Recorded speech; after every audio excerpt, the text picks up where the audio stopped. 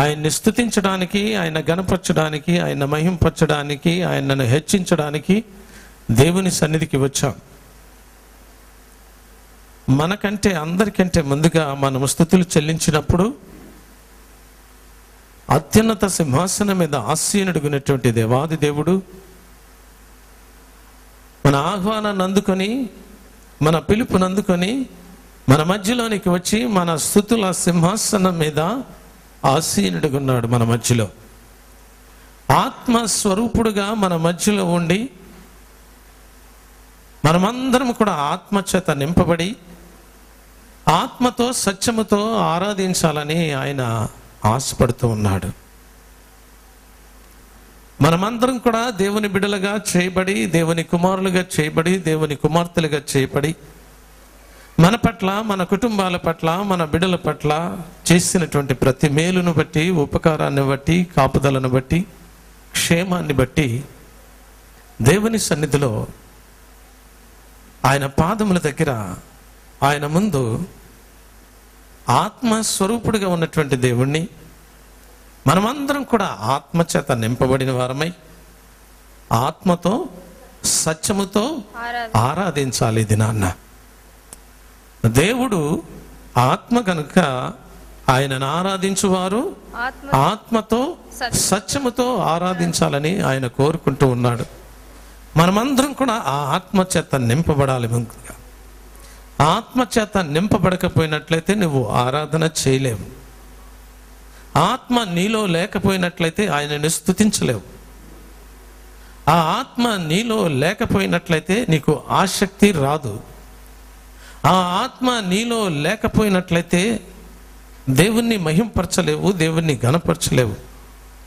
ఆ ఆత్మ నీలో లేకపోయినట్లయితే ఆయన స్వరూపాన్ని, ఆయన మహిమను, ఆయన ప్రభావమును నీవు చూడలేవు. ఆయన మహిమను చూడాలంటే, ఆయన ప్రభావమును చూడాలంటే అది భయంకరమైనటువంటి మహిమ.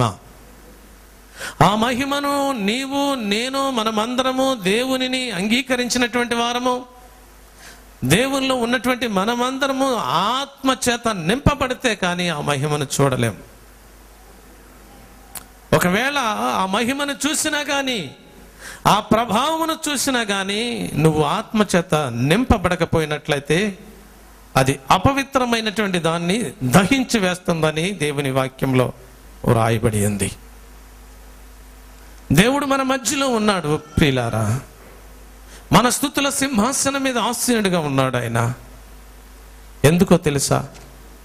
నా బిడ్డల పట్ల ఎన్నో మేలు ఉపకారాలు చేశాను, ఎన్నో అద్భుత కార్యాలు, ఆశ్చర్య కార్యాలు చేశాను. వారు ఎన్ని తీసుకొని ఇచ్చినా కానీ నాకు అవసరం లేదంటున్నాడు ఆయన.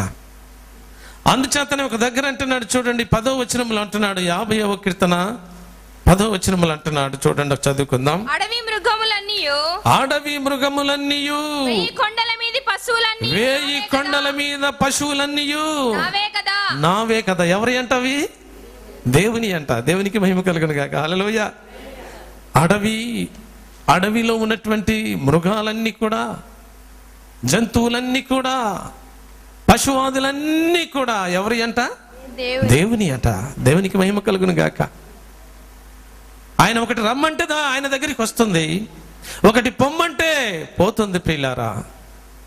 ఎందుకంటే ఆయనే సృష్టించినటువంటి దేవుడు కనుక, ఆయనే సృష్టికర్త కనుక అవన్నీ కూడా నావే అంటున్నాడు ఆయన. కాబట్టి వాటిని తీసుకొచ్చి నువ్వు ఆయనకు అర్పిస్తే ఆయనకు సరిపోదు అంటున్నాడు. అక్కడ చూడండి, అక్కడ చదివినట్లయితే చదువమ్మా. కొండలలోని పశువులన్నీ నావే కదా, పొలములోని పశ్వాదులు నా వశమై ఉన్నవి, లోకమును దాని పరిపూర్ణతయు నావే అంటున్నాడు. దేవునికి మహిమ కలుగును గాక. హల్లెలూయా. లోకమును దానిలో ఉన్నటువంటి సమస్తము కూడా నావే అంటున్నాడు దేవుడు. ఈ లోకాన్ని అంతటిని కూడా సృష్టించిన దేవుడను నేనే. అవన్నీ కూడా నావే అంటున్నాడు. నేను ఒక మాట మాత్రం సెలవిస్తే అవన్నీ నా దగ్గరికి వస్తాయి. కానీ దేవుడు తన స్వరూపములో తన పోలిక చొప్పున చేసుకున్నటువంటి నిన్ను నన్ను అంటున్నాడు, నా కుమారుడా, నా కుమార్తె, నీ పట్ల నాకెంతో ప్రేమ ఉంది, నీ పట్ల నాకు ఎంతో మక్కువ ఉంది, నీ పట్ల నాకు ఎంతో ఉద్దేశములు ఉన్నవి. ఎందుకనగా నిన్ను నా స్వరూపములో నా పోలిక చొప్పున చేసుకున్నాను గనక, నీవు నా కుమారుడుగా నా కుమార్తెగా నిన్ను చేసుకున్నాను గనక నీవు నా సమీపములో ఉండాలా, నా దగ్గరలో ఉండాలని, నా దగ్గరలో ఉండి నన్ను స్తుతించాలి, నన్ను గణపరచాలి, నన్ను మహింపరచాలి, స్తుతి యాగము చేయాలని నేను ఎన్నుకుంటున్నాను. నీ కుమారుడు నా కుమారునిగా కుమార్తెగా మిమ్మల్ని చేసుకున్నానని దేవుడు అంటున్నాడు. అలాంటి దేవుని సన్నిధికి వచ్చాము. అలాంటి ప్రేమించినటువంటి దేవాది దేవుని సన్నిధికి మనం వచ్చాం ప్రియులారా. ఈ పరిశుద్ధ దినములో వచ్చిన వారు ఏదో నామకార్థ స్థితిలోని వచ్చి మందిరంలో కూర్చోవటం కాదు, కానీ దేవుడు అంటున్నాడు, నీవు ఆత్మ చేత నింపబడి ఆత్మతో సత్యముతో నన్ను ఆరాధించాలి అని ఆయన ఆశపడుతూ ఉన్నాడు.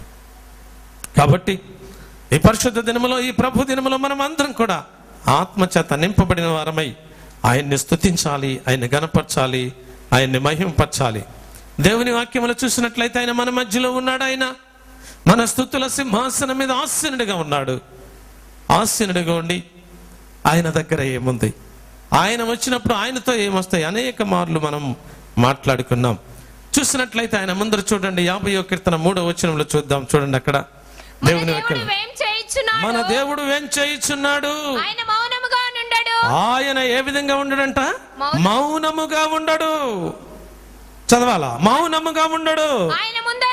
ఆయన ముందర అగ్ని మండుచున్నది, ఆయన చుట్టూ ప్రచండ వాయువు విసరుచున్నది. దేవునికి మహిమ కలుగును గాక. హల్లెలూయా. ఆయన మన మధ్యలో ఉన్నాడంటే, మన స్తుతుల సింహాసనం మీద ఆసీనుడిగా ఉన్నాడంటే, ఆయన దగ్గర, ఆయన ముందు, ఆయన వెనక ఏముందట, అగ్ని మండుచున్నదట.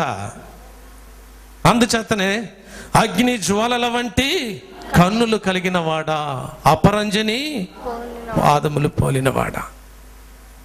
అగ్ని జ్వాలల వంటి కన్నులు కలిగినటువంటి దేవుడు ఆయన మన మధ్యలో ఉన్నాడు. మన స్తుతుల సింహాసనం మీద ఆసీనుడిగా ఉన్నాడు. ఆయనను చూసినట్లయితే ఆయన ముందర అగ్ని మండుచున్నదట. మనమందరం ఎక్కడ కూర్చున్నామంటే జీవము కలిగినటువంటి దేవుని సన్నిధిలో కూర్చున్నాం. మనము కూడా ఆయన ముందర కూర్చున్నాం. ఆయన ముందర ఏముందంటే, ఆయన ముందు ఏముందంటే అగ్ని ఉంది. అగ్ని ఏం చేస్తుంది, దహించి వేస్తుంది. దేన్ని దహించుద్ది, అపవిత్రమైనటువంటి దాన్ని దహించి వేస్తుంది అన్నమాట.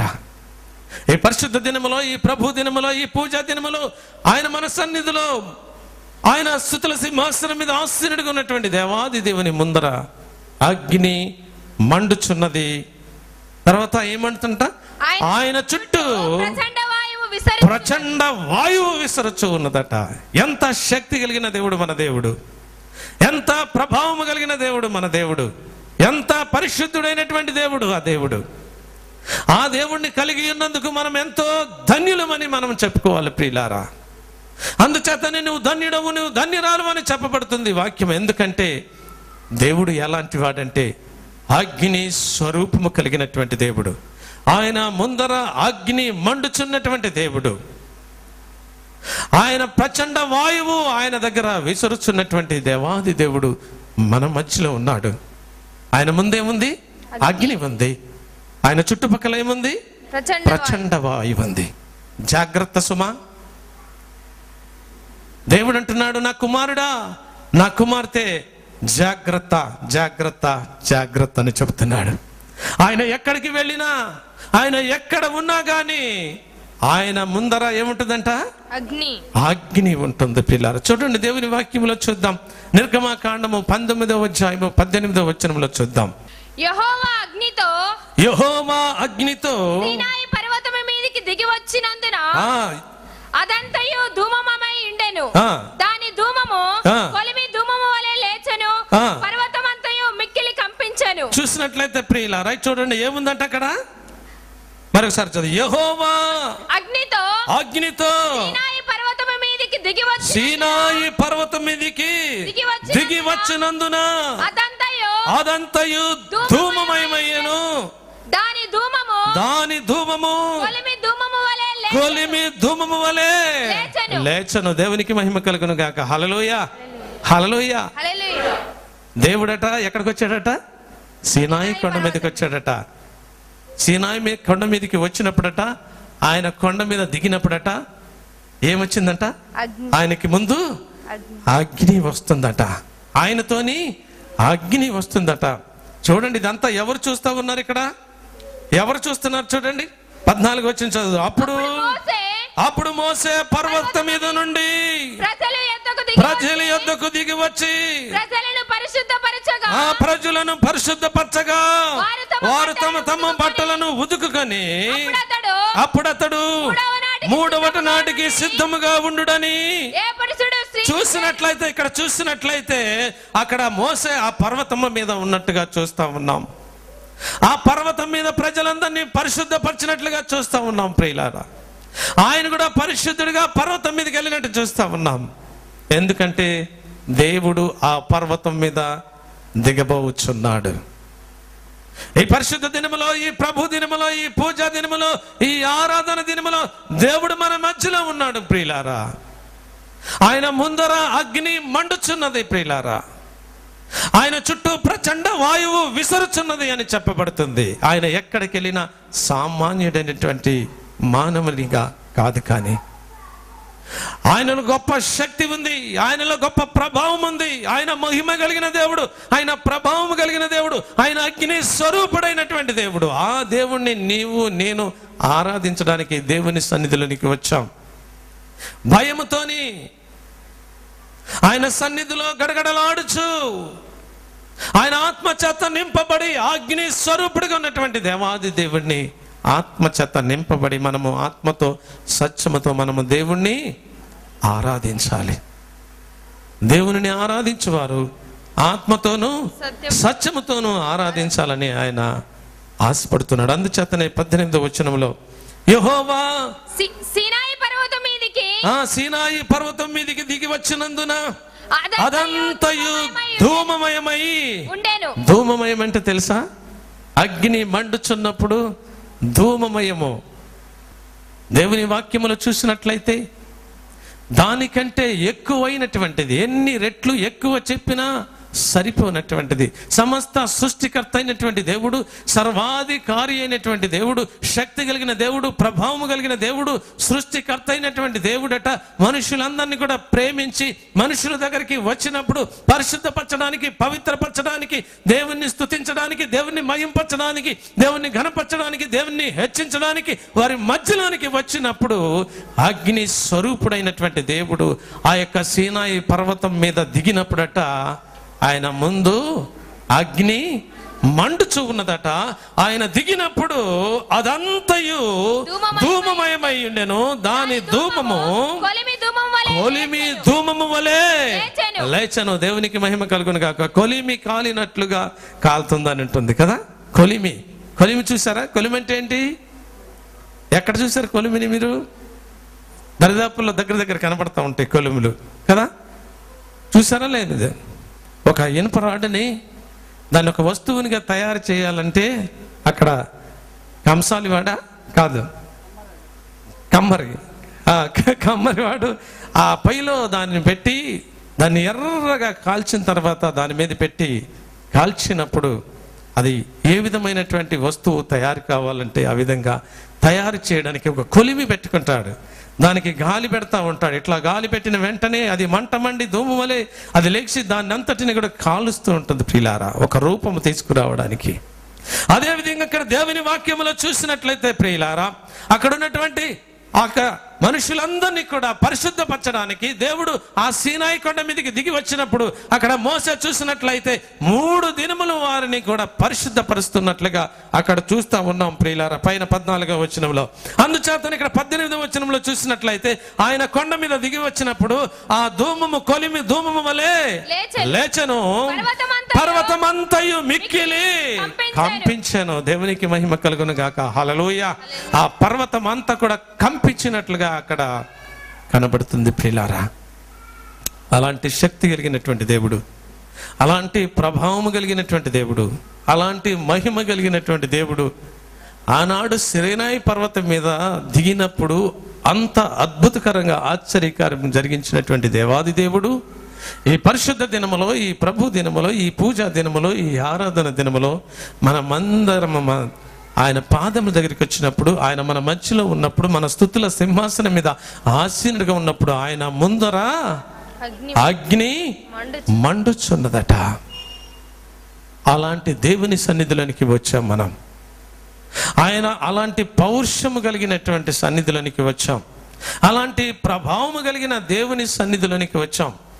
మనం ఎంత భయము కలిగి ఉండాలి, ఎంత భక్తి కలిగి ఉండాలి, మనం ఎంత విధేయత కలిగి ఉండాలా, ఎంత భయభక్తులు కలిగి ఉండాలా. గడగడ వణుకుచు ఆయన సన్నిధిలో సాష్టాంగపడి మనము నమస్కారం చేయాలి. ఆయన దృష్టిలో మనము ఏ విధంగా ఉన్నామో తెలుసా? ఒక చీమల్లాగా ఉండొచ్చు ప్రియులారా. ఎందుకని అంటున్నారు అయ్యగారు? ఆయన స్వరూపంలో ఆయన పోలిక చప్పున చేసుకున్నారు కదా, చీమల్లాగా ఉన్నారని అనుకుంటున్నారా? ఆయన సింహాసనము ఆకాశము, నా సింహాసనము భూమి, నా పాదపీఠము అని చెప్తున్నాడు. అంత ఎత్తైనటువంటి దేవుడు, అంత మహిమ కలిగిన దేవుడు, అంత ప్రభావం కలిగిన దేవుడు, అంత అద్వితీయుడైనటువంటి దేవాది దేవుడు ఆయన మన మధ్యలోనికి వచ్చినట్లయితే ఎంత భయంకరమైనటువంటిది.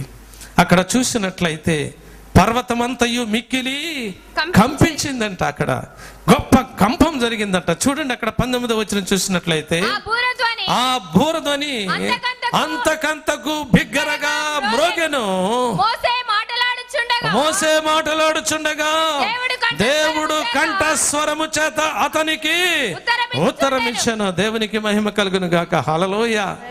దేవుడు ఏమి ధరించుకుని, దేవుడు ఆ యొక్క సీనాయి పర్వతం మీదకి వచ్చినప్పుడు మోసే ఏమి ధరించుకొని ఆయన కంఠస్వరం వినింటాడు. అసలు మనము కూడా దేవుని సన్నిధికి వచ్చాము ఆరాధించడానికి. ప్రతి వారము మనకు అలవాటు అయిపోయింది. నేను చెప్పడం అలవాటు అయిపోయింది, మీరు వినటం అలవాటు అయిపోయింది. అందుగురించే దేవుడు అప్పుడప్పుడు అంటారు, మీరు వినుట మట్టుకు విందురు కానీ దాన్ని గ్రహించరు. చదువుట మట్టుకు చదువుతురు కానీ దాన్ని గ్రహించరు. గ్రహించిన వాళ్ళు చాలా మంది, కొంతమంది ఉంటారు కానీ దాని ప్రకారం నడుచుకునే వాళ్ళు లేరు అనుకుంటారు. ప్రియులారా, దేవుడు మనల్ని ప్రేమించి ఎంతగానో మిమ్మల్ని ప్రేమించి మీకోసం ఆయన మాట్లాడుతున్నటువంటి మాటలు. మోసే పర్వతం మీదకి వెళ్ళినప్పుడు ఆయనను చూసినట్లయితే బూరధ్వని వంటి ఒక ధ్వని అంతకంతకు బిగ్గరగా మ్రోగుచుండెను. బూరధ్వని లాంటి ధ్వని ఆయన ముందర. ఆయన వచ్చినప్పుడు ప్రచండ వాయువు ఆయన ముందు నడుస్తా ఉంది. ఆయన వచ్చినప్పుడు ఆయన ముందర అగ్ని మండుచూ ఉన్నది. అది ధూమము వలె ఉన్నది ప్రియులారా. అది శక్తి కలిగినటువంటిదిగా ఉన్నది. అక్కడ అపవిత్రతను అంతటిని కూడా కాల్చివేసి దూరపరిచేటటువంటిదిగా ఉన్నది. అలాంటి శక్తి కలిగిన దేవుని సన్నిధికి మనం వచ్చాం. మనం ఏ స్థితిలో ఉన్నాం ఆరాధించడానికి? మనం ఏ విధంగా ఉన్నాం ఆరాధించడానికి? నామకార్థ స్థితిలో ఉన్నావా? ఒకవేళ నామకార్థ స్థితిలో ఉన్నట్లయితే దేవుడు ముందర అగ్ని మండుచున్నది, జాగ్రత్త సుమా. అపవిత్రమైనటువంటిది నీలో ఉంటే అది తీసివేసుకొని, అది విడిచిపెట్టుకొని, ఆయన పరిశుద్ధుడైన ప్రకారం నువ్వు పరిశుద్ధుడిగా ఉండి దేవుని సన్నిధికి వచ్చి ఆత్మచేత నింపబడి ఆత్మతో సత్యముతో నీవు ఆరాధించినట్లయితే ఆయన నిన్ను దీవించి ఆశీర్వదించుతాడు. ఆయన నిన్ను హెచ్చించుతాడు. ఆయన నిన్ను ఉన్నతమైనటువంటి స్థానంలో ఉంచుతాడు. ఇక్కడ మోసే చూసినట్లయితే ప్రియులారా, అంతకంతకు బిగ్గరగా మ్రోగెను. మోసే మాటలాడుచుండగా దేవుడు కంఠస్వరము చేత అతనికి ఉత్తరమిచ్చెను. యెహోవా సీనాయి పర్వతం మీదికి అనగా ఆ పర్వత శిఖరం మీదికి దిగి వచ్చెను. యెహోవా రమ్మని మోసేను పిలవగా మోసే ఎక్కిపోయి మోసే ఎక్కిపోయెను. దేవునికి మహిమ కలుగును గాక. హల్లెలూయా. ఈ దినాన్న నిన్ను పిలుస్తున్నాడా దేవుడు? దేవుని సన్నిధికి వచ్చావు. నా కుమారుడా, నా కుమార్తె, నిన్ను కన్నులారా నేను చూస్తున్నాను. ఇదిగో నా ముందర అగ్ని మండుచున్నది. ఇదిగో నా ముందర ప్రచండ వాయువు తిరుగుచూ ఉన్నది. ఇదిగో అపవిత్రమైనటువంటిది నీలో లేకుండా నేను పరిశుద్ధుడైన ప్రకారం నువ్వు పరిశుద్ధపరచబడి దేవుని సన్నిధికి వచ్చి నీకు చేస్తున్న మేలులన్నిటిని బట్టి, ఉపకారాన్ని బట్టి, కాపుదలను బట్టి, బట్టి, కరుణ కటాక్షాలను బట్టి, ఆరోగ్యాన్ని బట్టి దేవునికి కృతజ్ఞతాస్తుతులు చెల్లించడానికి వచ్చావా దేవుని సన్నిధిలోనికి? మోసేని పిలిచాడు దేవుడు. మోసేని పిలిచినప్పుడు దేవుని ఆత్మచేత నింపబడకపోయినట్లయితే మోసే ఆ కొండ ఎక్కలేడు ప్రియులారా. దేవుని సన్నిధికి వెళ్ళలేడు. దేవుని మాటలు వినలేడు. దేవుని మాటలు గ్రహించలేడు. దాని ప్రకారముగా నడుచుకోలేడు. దేవుడు చెప్పిన మాట ఆయన విన్నాడు. దాని ప్రకారం మనం నడుచుకుంటున్నాడు. మోసే నువ్వు ఇదిగో ఈ కొండ మీదకి రాని పిలుస్తున్నప్పుడు, దేవుని ఆత్మచేత నింపబడినప్పుడు, ఆయన భయము లేకుండా దేవుని పిలుపునందుకుని ఆ కొండ మీదకి వెళ్ళి దేవునితో మాట్లాడుతున్నట్లుగా చూస్తున్నాం ప్రియులారా. ఈ పరిశుద్ధ దినములో, ఈ ప్రభు దినములో, ఈ పూజా దినములో, ఆరాధన దినములో నీవు నేను ఏ స్థితిలో ఉన్నాము? ఈ సమయంలో ఆయన పరిశుద్ధుడైనటువంటి దేవుడు ఆత్మస్వరూపుడుగా మన మధ్యలోనికి వచ్చి ఆ మన స్తుతుల సింహాసనం మీద ఆసీనుడున్నటువంటి దేవుణ్ణి మనం ఆత్మచేత నింపబడి ఆత్మతో స్వచ్ఛమతో ఆరాధించకపోయినట్లయితే నీ ఆరాధన వ్యర్థమైనటువంటిది, నీ ప్రార్థన వ్యర్థమైనటువంటిది. దేవుడు నిన్ను దీవించడు. దేవుడు నిన్ను ఆశీర్వదించడు. దేవుడు నిన్ను దీవించాలంటే, దేవుడు నిన్ను ఆశీర్వదించాలంటే నువ్వు పరిశుద్ధపరచబడాలి, నువ్వు ఆత్మచేత నింపబడాలా. అంత మాత్రమే కాకుండా ఆయనను స్తుతించాలి, ఆయన గణపరచాలి, ఆయన మహింపరచాలి. 67వ కీర్తన 5వ వచనంలో ఉంటుంది ఆ మాట. ఎన్నోసార్లు మనం మాట్లాడుకున్నాం. 67వ కీర్తన 5వ వచనంలో ఉంది ఆ మాట. చదువుకుందాం. 67వ కీర్తన. దేవా ప్రజలు నిన్ను స్తుతించుదురుగాక. దేవా ప్రజలు నిన్ను స్తుతించుదురుగాక. ప్రజలందరూ నిన్ను స్తుతించుదురుగాక. ప్రజలందరూ నిన్ను స్తుతించుదురుగాక. ఇక్కడ చూసినట్లయితే మనమందరం కూడా ఏం చేయాలి? దేవుణ్ణి స్తుతించాలా. ఒక్కలమా, ఇద్దరమా, లేదంటే పాస్టర్ గారా, లేకుంటే కొంతమంది మాత్రమేనా? కాదు. ఇక్కడ చేరి ఉన్న ప్రతి వారు కూడా దేవుణ్ణి స్తుతించాలా. దేవా ప్రజలు నిన్ను స్తుతించుదురుగాక, ప్రజలందరూ నిన్ను స్తుతించుదురుగాక అని పలుకుచున్న మాటలు ఎంత శ్రేష్టమైనటువంటివి, ఎంత ఉత్తమమైనటువంటివి.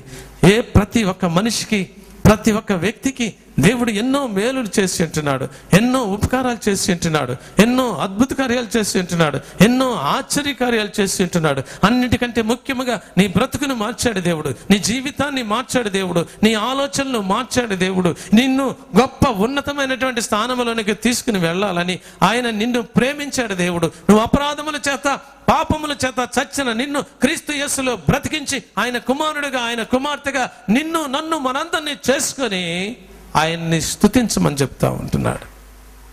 ప్రజలందరూ నిన్ను స్తుతించుదురుగాక. దేవా ప్రజలందరూ నిన్ను స్తుతించుదురుగాక. అందుచేతనే స్తుతించుట ఎంతో మంచిది. నువ్వు స్తుతించినట్లయితే నీకు మంచిది, నేను స్తుతించితే నాకు మంచిది, మనమందరము స్తుతించితే మనందరికీ మంచిది. ఇక్కడ ప్రజలందరూ స్తుతిస్తా ఉన్నారట. ప్రజలందరూ నిన్ను స్తుతించుదురుగాక. దేవా ప్రజలందరూ నిన్ను స్తుతించుదురుగాక. అప్పుడు మా దేవుడు, అప్పుడు భూమి దాని ఫలములు, అప్పుడు భూమి ఏం చేస్తుందంట? తన ఫలమును ఇస్తా ఉంటుందంట. దేవునికి మహిమ కలుగును గాక. హల్లెలూయా. స్తుతించినప్పుడు భూమి ఫలాన్ని ఇస్తుందట. ఏలియా మన వంటి స్వభావము కలిగినటువంటి వాడే. ఏలియా ప్రార్థన చేయగా 3.5 సంవత్సరములు వర్షము కురవకుండా ఆగిపోయిందంట ప్రియులారా. ఎంతో భయంకరమైనటువంటి కరువు వచ్చింది, భయంకరమైన స్థితి వచ్చింది ప్రియులారా. ఆ కరువును చూసి, ఆ బాధను చూసి, ఆ వేదన చూసి మరలా 3.5 సంవత్సరాల తర్వాత మరలా ప్రార్థన చేశాడట దేవునికి మహిమ కలుగును గాక. హల్లెలూయా. ప్రార్థన చేసిన వెంటనే ఆకాశము వర్షమునిచ్చను, భూమి తన ఫలమునిచ్చనని దేవుని వాక్యములో వ్రాయబడింది. ఎంత గొప్ప సంగతి, ఎంత గొప్ప విధేయత, ఎంత గొప్ప ధన్యత దేవుడు తన ప్రజలకు ఇచ్చేట్టున్నాడు. దేవుని కుమారుడిగా, దేవుని కుమార్తెగా ఉన్నావా? స్తుతించేవాడిగా ఉన్నావా? దేవుని మహింపచ్చేవాడిగా ఉన్నావా? ప్రార్థించేవాడుగా ఉన్నావా? దేవుణ్ణి హెచ్చించేవాడుగా ఉన్నావా? విసుకక ఎడతెగక ఆ సమయమనక దేవుని ప్రార్థన చేస్తున్నావా? ఆరాధిస్తున్నావా? ఒకవేళ నువ్వు ప్రార్థన చేస్తే, నువ్వు ఆరాధన చేస్తే, నువ్వు దేవుణ్ణి స్తుతించినట్లయితే అప్పుడు భూమి తన ఫలాన్ని ఇస్తుందంట. ఎంత గొప్ప సంగతి! ఈ దినాన చూసినట్లయితే హైదరాబాద్ ప్రాంతంలో నీరు చాలా కుదువుగా ఉంది. మా మట్టుకు మేము చూసినట్లయితే ప్రియులారా, వాటర్ వస్తుందరా అని ఒక కండిషన్ పెట్టాడు అక్కడ. 6 గంటలకల్లా వాటర్ వస్తుంది, 7 గంటలకల్లా నీళ్లు ఆగిపోతాయి అని చెప్తుంటే మా పిల్లలు ఇంట్లో 8 గంటల వరకు కూడా లెగిసేవాళ్ళు కాదు. ఇప్పుడు నీళ్ళు వస్తాయని 5:30కే లెగిస్తూ ఉన్నారు. ఎంత నీళ్లు దొరకకపోతే కష్టం, స్నానం చేయకపోతే కష్టం, అన్నీ కూడా మనం చేసుకోకపోతే చాలా కష్టం. ఎందుకంటే అది చెప్తా ఉన్నాడు, 6 గంటల నుంచి 7 గంటల వరకు వస్తాయి వాటరు, తర్వాత నీళ్లు రావు. తర్వాత మీ బాత్రూములు అన్ని కాళ్ళే నీళ్లు రావు. ఎంత ఈ లోకంలో ఒక కండిషన్ పెట్టినప్పుడే దాని కండిషన్కి 6 గంటల కంటే 5:30కే లేచి, ఎప్పుడో అంతకుముందు మేము లేస్తాం అనుకోండి, పిల్లలైతే లేచేవాళ్ళు కాదు. ఎందుకంటే వాళ్ళకి యూకే టైం, యూఎస్ టైం వాళ్ళకి అలవాటు కాబట్టి ఎప్పుడో పండుకునేవాళ్ళు. అలాంటి వాళ్ళు 5:30కే లేస్తూ ఉన్నారు. ఎందుకంటే నీళ్ళు అయిపోతే పిల్లలు లేపుతా ఉన్నారు, స్నానం చేపిస్తూ ఉన్నారు. 6 గంటలకల్లా అయిపోవాలా, 7 గంటలకల్లా పనులు పూర్తి అయిపోవాలా? ఎంత గొప్ప సంగతి! దేవుడు కూడా మనకి ఒక సమయాన్ని నిర్ణయించాడు. సద్వినియోగం చేసుకోమంటున్నాడు. అజ్ఞానం వల్లే కాక జ్ఞానుల వల్లే నడుచుకోమంటున్నాడు. 10:30 గంటలకల్లే మీరు వచ్చేయాలి అంటే మీరు 11 గంటలకు వస్తున్నారు. వచ్చినటువంటి వారు ఏ మనసుతో వస్తున్నారు ఒకసారి మనం గమనించుకోవాలి. దేవుని సన్నిధికి వచ్చినప్పుడు మనకు ఒక క్రమం కావాలి. దేవుని సన్నిధికి వచ్చినప్పుడు మనకు ఒక ఆలోచన కావాలి. నిజమైనటువంటి దేవుని బిడ్డలుగా, నిజమైనటువంటి దేవుని కుమారులుగా, నిజమైనటువంటి దేవుని కుమార్తెలుగా దేవుని సన్నిధిలోనికి వచ్చినట్లయితే ఆయన మన మధ్యలో ఉన్నట్టు దేవుడు ఎలాంటి వాడంటే ఆర్డినరీ పర్సన్ కాదు. అద్భుతకరమైనటువంటి దేవుడు, సృష్టికర్త అయినటువంటి దేవుడు, సర్వాధికారి అయినటువంటి దేవుడు, సూర్యుడిని, చంద్రుడిని, నక్షత్రాదిని సమస్తాన్ని సృష్టించి వాటినన్నిటినీ ఆయన చిత్తంలో నడిపిస్తున్నటువంటి దేవాది దేవుడు మన మధ్యలో వచ్చి మన స్తుతుల సింహాసనం మీద ఆసీనుడిగా ఉండి మనం ఆయన ముందు అగ్ని మండుచూ ఉంటుంటే మనం ఏ స్థితిలో ఉండాలి, ఎట్లా ఉండాలి, మనం ఏ విధంగా భయం కలిగి ఉండాలి, దేవునికి ఏ విధంగా ఆరాధించాలి, ఏ విధంగా స్తుతించాలా, అంత దేవుడు దొరికినందుకే మనము ఎంతో సంతోషించి ఆనందించాలి ప్రియులారా. కాబట్టి దేవుడు మన మధ్యలో ఉన్నాడు. ఆయన మనమందరం కూడా ఆత్మచేత నింపబడాలా. ఆయన మోసేని పిలిచినప్పుడు ఆయన ఆర్డినరీ పర్సన్గా ఉన్నట్లయితే, ఆర్డినరీ వ్యక్తిగా ఉన్నట్లయితే దేవుని దగ్గరికి వెళ్ళలేడు. దేవుని ఆత్మచేత నింపబడిన వాడు కాబట్టి మోసే నా దగ్గరికి రాని పిలిచిన వెంటనే అక్కడికి వెళ్ళినట్లుగా చూస్తూ ఉన్నాం. ఈ దినములో, పరిశుద్ధ దినములో, ఈ పూజా దినములో, ఈ ఆరాధన దినములో, ప్రపంచమంతా దేవుణ్ణి స్తుతించే దినములో దేవుడు మన మధ్యలో ఉన్నాడు. ఆయన మన స్తుతుల సింహాసనం మీద ఆసీనుడిగా ఉన్నాడు. ఆయన మనందరినీ పరిశీలన చేస్తా ఉన్నాడు. ఆయన మనందరినీ కూడా చూస్తూ ఉన్నాడు. ఆయన ముందర అగ్ని మండుచున్నది, ఆయన చుట్టూ ప్రచండ వాయువు తిరుగుచూ ఉన్నది. ప్రియులారా, ఆ దేవుని సన్నిధిలోనికి మనం వచ్చి మనం ఏ విధంగా ఆరాధించాలంటే, ఏ విధంగా స్తుతించాలంటే ఆత్మచేత నింపబడిన వారమై ఆత్మస్వరూపుడుకున్నటువంటి దేవాది దేవుణ్ణి ఆరాధించుదాం, స్తుతించుదాం, ఘనపరచుదాం, మహింపరచుదాం. ప్రజలందరూ నిన్ను స్తుతించుదురు కాక అప్పుడు భూమి తన ఫలమునిచ్చును. దేవుడు మా దేవుడు మమ్మలను ఆశీర్వదించును. దేవుడు మమ్మలను దీవించును. దేవునికి మహిమ కలుగును గాక. హల్లెలూయా. ఎప్పుడైతే దేవుణ్ణి స్తుతిస్తావో, ఎప్పుడైతే దేవుణ్ణి ఘనపరుస్తావో, ఎప్పుడైతే దేవుణ్ణి హెచ్చిస్తావో అప్పుడు దేవుడు మమ్మలను దీవించుతాడు. దేవుడు మనలను ఆశీర్వదిస్తాడు. దేవుని సన్నిధికి ఎందుకు వచ్చాం మనం? ఈ సమయాన్ని ఎందుకు దేవుని సన్నిధిలో మనం వచ్చాం? ఆయన మన మధ్యలోనికి ఎందుకు వచ్చాడు ఆయన అని ఆలోచన చేసి ఆయన చేత దీవించబడటానికి, ఆయన చేత ఆశీర్వదించబడటానికి మనం వచ్చాం. ఆ దీవెనలు, ఆ ఆశీర్వాదాలు నీకు, నాకు, మనందరికీ కావాలని ఆశతో మనమందరం కూడా దేవుణ్ణి మనము స్తుతించాలా, దేవుణ్ణి ఆరాధించాలి, దేవుణ్ణి గణపరచాలి, దేవుని మహింపరచాలి. అట్టి ఆరాధన మనమందరం కూడా చేసి దేవుని స్తుతించి దేవుడిచ్చే దీవెనలు, దేవుడిచ్చే ఆశీర్వాదాలు పొందుకుందాం. దేవుడి కొద్ది మాటలు దీవించి ఆశీర్వదించును గాక. ఆమేన్.